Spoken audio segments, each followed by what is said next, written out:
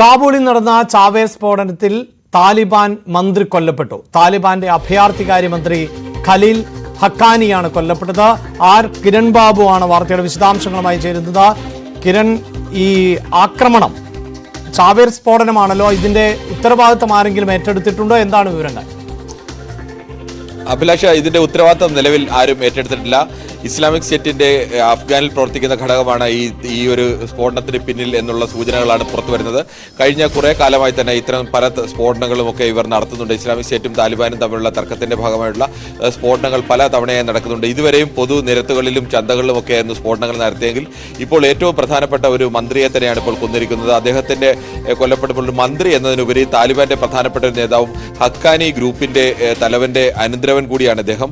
ആ ഹക്കാനി ഗ്രൂപ്പിന്റെ പ്രധാനപ്പെട്ട ഒരാളാണ്. ഹക്കാനി ഗ്രൂപ്പാണ് വലിയൊരു കാലത്തോളം താലിബാനിൽ സായുധമായ ഇസ്ലാമിസ്റ്റ് തീവ്രവാദ ഗ്രൂപ്പ് കൂടിയാണ്. സായുധമായ കലാപങ്ങളൊക്കെ നയിച്ചിരുന്നതും അതോടൊപ്പം തന്നെ ആഗോള തലത്തിൽ താലിബാന് വേണ്ടി സാമ്പത്തിക ശേഖരണം നടത്തുകയും ആക്രമണങ്ങൾ ആസൂത്രണം ചെയ്ത് നടപ്പാക്കുകയും ഒക്കെ ചെയ്തിരുന്നത്.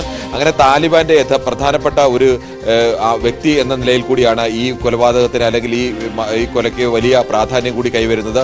ഒരു ചാവേർ ശരീരത്ത് സ്ഫോടക വസ്തുക്കൾ വെച്ച് കെട്ടി അഭയാർത്ഥിയുടെ രൂപത്തിലാണ് എത്തിയതെന്നാണ് ഇപ്പോൾ അവിടുന്ന് ഇന്റർനാഷണൽ ഏജൻസികൾ നൽകുന്ന റിപ്പോർട്ട്.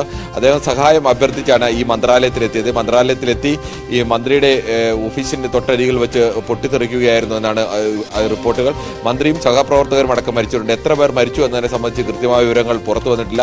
AFP ആണ് ഹക്കാനി മരിച്ച വിവരം പുറത്തുവിട്ടിരിക്കുന്നത്. താലിബാനെ സംബന്ധിച്ച് ഇത് വലിയൊരു തിരിച്ചടിയാണ്. പ്രത്യേകിച്ച് താലിബാന്റെ പ്രധാനപ്പെട്ട നേതാവും ഹക്കാനി ഗ്രൂപ്പിന്റെ പ്രധാനപ്പെട്ട നേതാവും ഒക്കെ ഈ കുടുംബത്തിലെ തന്നെ അദ്ദേഹത്തിന്റെ അനന്തരവൻ അവിടുത്തെ ആഭ്യന്തര മന്ത്രിയാണ്. അതോടൊപ്പം തന്നെ ഹക്കാനി ഗ്രൂപ്പിന്റെ തലവനും ഇദ്ദേഹത്തിന്റെ പിതൃ സഹോദരനാണ്. ആ തരത്തിലേക്കെല്ലാം തന്നെ വളരെ പ്രധാനപ്പെട്ട താലിബാനെ സംബന്ധിച്ച് വലിയൊരു തിരിച്ചടി തന്നെയാണ് ഹക്കാനിയുടെ ഇപ്പോഴത്തെ ഈ കൊലപാതകം.